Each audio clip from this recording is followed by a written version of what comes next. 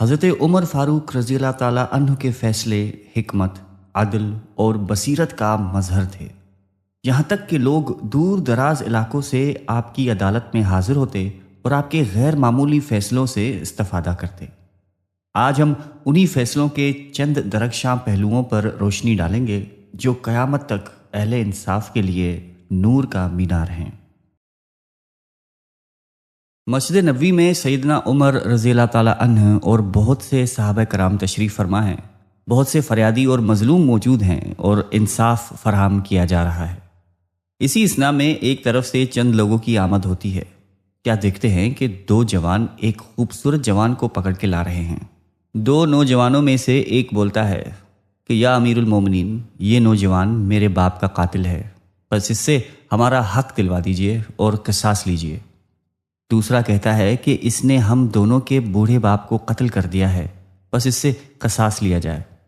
یہ سن کر تمام حاضرین اس جوان کی طرف دیکھنے لگتے ہیں۔ آپ رضی اللہ تعالیٰ عنہ نے ملزم سے کہا کہ تم ان دونوں کا الزام سن چکے ہو، اب تم اپنی صفائی پیش کرو۔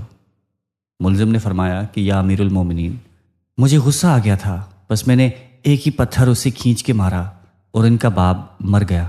آپ رضی اللہ تعالیٰ عنہ نے کہا کہ افسوس، تو تم مجرم ہو، یعنی تم نے قتل کیا ہے، کیونکہ تم نے خود اعتراف جرم کر لیا ہے، پس قصاص لازم ہوا، اب تمہاری جان نہیں بچ سکتی۔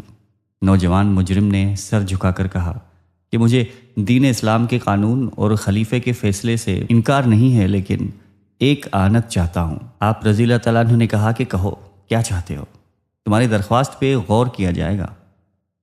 جوان نے کہا کہ امیر المومنین، میرا ایک نامولود بھائی ہے جو بھی چھوٹا ہے، والد مرحوم نے اس کے واسطے کچھ سونا چھوڑا ہے جو میرے قبضے میں ہے، اور میں نے اسے ایک جگہ دفن کر رکھا ہے، یہ راز میرے سوا کسی کو معلوم نہیں ہے۔ آپ رضی اللہ تعالیٰ عنہ نے پوچھا کہ پھر تم اس کے متعلق کیا کرنا چاہتے ہو؟ نوجوان نے فرمایا کہ ظاہر ہے کہ وہ سونا حقدار کے پاس نہ پہنچا تو روز قیامت مجھ سے پوچھا جائے گا۔ آپ رضی اللہ تعالیٰ عنہ نے کہا کہ ہاں یہ سچ ہے، پھر تم کیا کرنا چاہتے ہو؟ نوجوان نے کہا کہ میں چاہتا ہوں کہ مجھے 3 دن کی مہلت دی جائے تاکہ میں نابالغ کی امانت کسی امانت دار کے سپرد کراؤں، جو نابالغ کے بالغ ہو جانے کے بعد اس کی امانت اس کے حوالے کر دے۔ یہ سن کر آپ رضی اللہ تعالیٰ عنہ اس بارے میں غور کرنے لگتے ہیں اور دیگر صحابہ کرام بھی سوچنے لگتے ہیں۔ آپ رضی اللہ تعالیٰ عنہ نے فرمایا کہ اے نوجوان، تمہیں اس کام کے لیے 3 دن کی مہلت دی جا سکتی ہے، بشرطیہ کوئی معتبر آدمی تمہاری ضمانت دے دے۔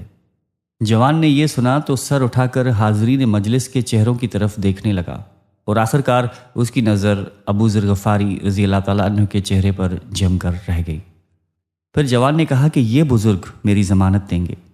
آپ رضی اللہ تعالیٰ عنہ نے فرمایا کہ اگر یہ ضمانت دیں تو یقیناً قبول کر لوں گا اور تم کو مہلت دینے میں کوئی اعتراض نہیں ہوگا۔ حضرت ابو ذر غفاری رضی اللہ تعالیٰ عنہ نے فرمایا کہ میں اس جوان کی ضمانت دیتا ہوں۔ حضرت عمر رضی اللہ تعالیٰ عنہ نے جوان سے کہا کہ ٹھیک ہے، تمہیں 3 دن کی مہلت دی جاتی ہے، امید ہے کہ تم چوتھے دن واپس آ جاؤ گے۔ جوان نے کہا کہ انشاءاللہ تعالیٰ میں ایسا ہی کروں گا۔ یہ کہہ کر وہ نوجوان وہاں سے چلا جاتا ہے۔ اس جوان کو گئے ہوئے آج 4تھا دن ہے، دربار فاروقی میں اس کا انتظار ہو رہا ہے۔ حضرت ابو ذر غفاری رضی اللہ تعالیٰ عنہ بھی خلیفے کے سامنے بیٹھے ہیں۔ وقت جوں جوں گزرتا جاتا ہے، سب کی تشویش بڑھتی جا رہی ہے۔ اس نوجوان کے بارے میں باتیں ہو رہی ہیں، ایسا حسین و جمیل نوجوان اور پھر قاتل، کیسی عجیب بات ہے، اور ایسے شخص سے وعدے کی تکمیل کی کیا توقع؟ ابو ذر نے دور اندیشی سے کام نہیں لیا، خدا خیر ہی کرے گا، یہ اس نوجوان سے واقف ہوں گے، تبھی تو انہوں نے ضمانت دی۔ پھر ابو ذر کی طرف دیکھ کر کہنے لگے کہ کیوں جناب، کیا آپ اس نوجوان سے واقف ہیں؟ ابو ذر نے کہا کہ نہیں، بالکل بھی نہیں۔ حضرت، جب آپ اس کے حالات سے واقف نہیں تھے تو پھر اس کی ضمانت کیوں دی؟ اس میں کیا راز ہے؟ لوگ حضرت ابو ذر غفاری رضی اللہ تعالیٰ عنہ سے پوچھنے لگے، جس پر آپ نے فرمایا کہ میں واللہ نہیں جانتا کہ وہ کون ہے، اس کا حسب و نسب کیا ہے، وہ کہاں کا باشندہ ہے۔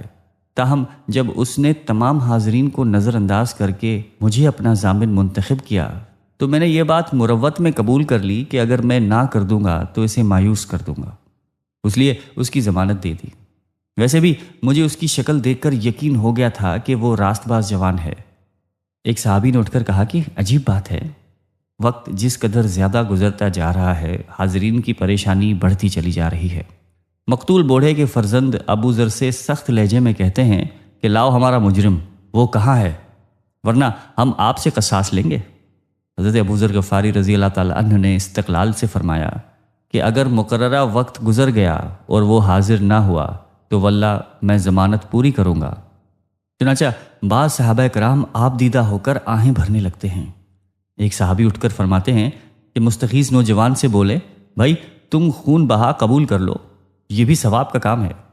مقتول کے بیٹوں نے کہا کہ ہرگز نہیں، اور دوسرے نے کہا کہ ہم اپنے باپ کا خون نہیں معاف کریں گے۔ پھر پہلے نے کہا خون کا بدلہ خون سے ہی لیں گے۔ افسوس کہ ابو ذر کی جان جائے گی۔ وہ بلند پایا صحابی ہیں، رسول اللہ صلی اللہ علیہ وآلہ وسلم کے پیارے۔ انہوں نے خلیفہ اول کا بھی زمانہ پایا اور موجودہ خلیفہ کا بھی زمانہ پایا۔ خدایا یا رحم، ہر طرف گفتگو ہونے لگتی ہے۔ یہ کون بے تحاشا بھٹکا آ رہا ہے؟ سب کی آنکھیں آنے والے مرد کی طرف اٹھ جاتی ہیں، سب آنے والے کو پہچان لیتے ہیں، یہ تو وہی نوجوان ہے۔ لوگوں کے چہروں پر ابو ذر کو دیکھ کر اطمینان کی لہر دوڑ جاتی ہے۔ خود خلیفہ بھی مطمئن نظر آنے لگتے ہیں کیونکہ ابو ذر غفاری کی جان بچ گئی ہے۔ آنے والا نوجوان آ کر فرماتا ہے کہ امیر المومنین، میں وہ کام کر آیا ہوں، میں نابالغ کو ماموں کے سپرد کر آیا ہوں اور اس کی امانت بھی انہیں دے کر آیا ہوں، اور اب میں اپنے وعدے کو پورا کرنے کے لیے تیار ہوں۔ وعدہ پورا کرنے کی یہ مثال ہر شخص کو متاثر کرتی ہے۔ سب اس کی طرف ہمدردی کی نگاہوں سے دیکھنے لگتے ہیں کہ اسی اثناء میں مقتول پیر مرد کا ایک فرزند بول اٹھتا ہے کہ میں اپنے باپ کا خون معاف کرتا ہوں۔ یہ سن کر دوسرا بیٹا بھی اٹھ کھڑا ہوتا ہے اور وہ بھی کہتا ہے کہ میں بھی خون معاف کرتا ہوں۔ یہ سن کر تمام حاضرین باغ باغ ہو جاتے ہیں۔ حضرت عمر رضی اللہ تعالیٰ عنہ فرماتے ہیں کہ شاباش، تمہاری ہمت پر ہزار آفرین، میں تمہارے باپ کا خون بہا بیت المال سے ادا کرتا ہوں، تمہاری نیک نفسی گویا ضائع نہیں ہوگی۔ نوجوانوں نے فرمایا کہ امیر المومنین، یہ حق محض اللہ تعالیٰ کی خوشنودی حاصل کرنے کے لیے معاف کر رہا ہوں، مجھے بیت المال سے کچھ نہیں چاہیے۔ دوسرے بھائی نے کہا کہ بھائی جان سچ فرما رہے ہیں، میری خوشی اور مرضی بھی یہی ہے۔ سب نے یک آواز ہو کے جزاک اللہ خیرہ بولا۔ تم دونوں کی نیت پر ہزار آفرین، خلیفہ نے خوش ہو کر کہا۔ انشاءاللہ تمہاری آئندہ زندگی ہر قسم کی لغزشوں سے پاک اور صاف رہے گی۔ سب نے آمین آمین کا نعرہ بلند کیا۔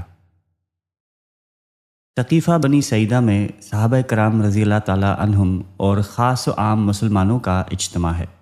حضرت عمر رضی اللہ تعالیٰ عنہ اور حضرت ابو بکر صدیق رضی اللہ تعالیٰ عنہ بھی موجود ہیں، مگر یہ لوگ اپنی خواہش سے نہیں آئے ہیں، بلکہ حالات کی نزاکت اور مسلمانوں کی خیر خواہی ان کو یہاں لے کے آئی ہے۔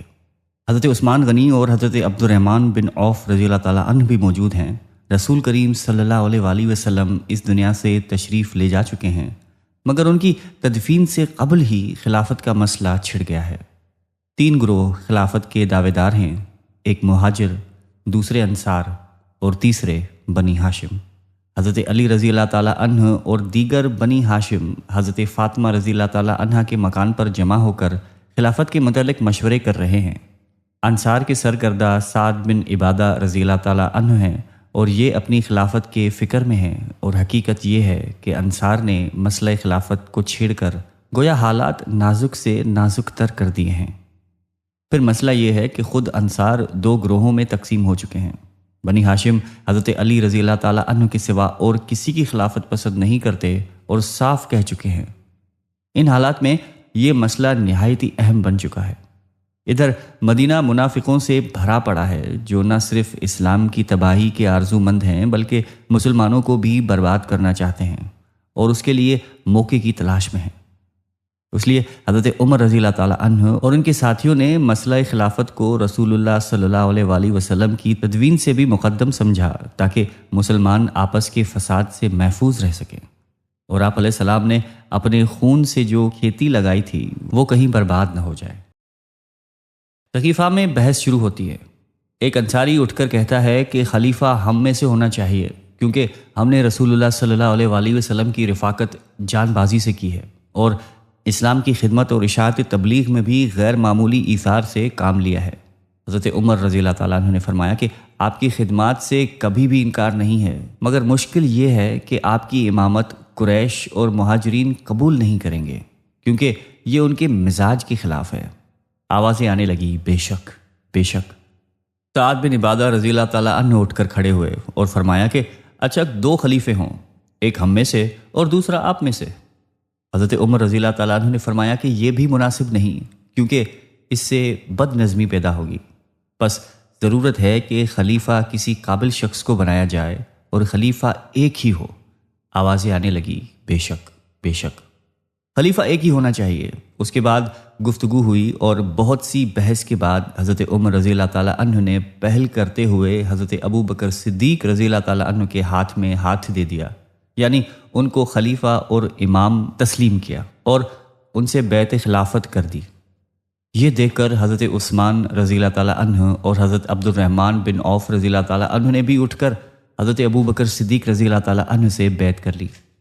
انصار بھی ابو بکر رضی اللہ تعالیٰ عنہ کے نام پر کوئی اعتراض نہ کر سکے اور ان کی اکثریت نے بھی بیعت کر لی۔ اصل میں عمر رضی اللہ تعالیٰ عنہ کا انتخاب ہی ایسا تھا کہ کوئی مزید بول نہیں سکا۔ اس طرح حضرت عمر رضی اللہ تعالیٰ عنہ کے بروقت فیصلے نے مسلمانوں کو ہولناک خون ریزی اور خانہ جنگی سے بچا لیا۔